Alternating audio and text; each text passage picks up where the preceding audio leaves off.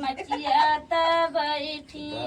रानी कौशिला होत रामा राजा करय रामा राजा करय हो मोरी माई हमहि जजाब मधुबाना हो सीता के कैसे राखबी हो सीता के कैसे राखबी हो मोरी माई हमहु जजाबै मधुबाना हो सीता के कैसे राखबी हो सीता के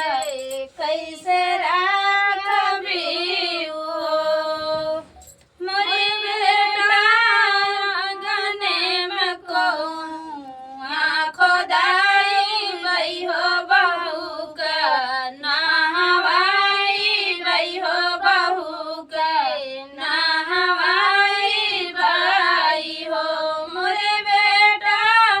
चंदना पिया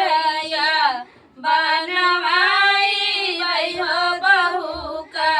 बैठाऊ बई हो बहू का बैठाऊ बई हो मोरे बेटा चंदना पिया बनाऊ बई हो बहू के बैठाऊ बई हो बहू के बैठाऊ बई हो मोरे स्वामी ताहि रहबैया धन गारिया हो जनक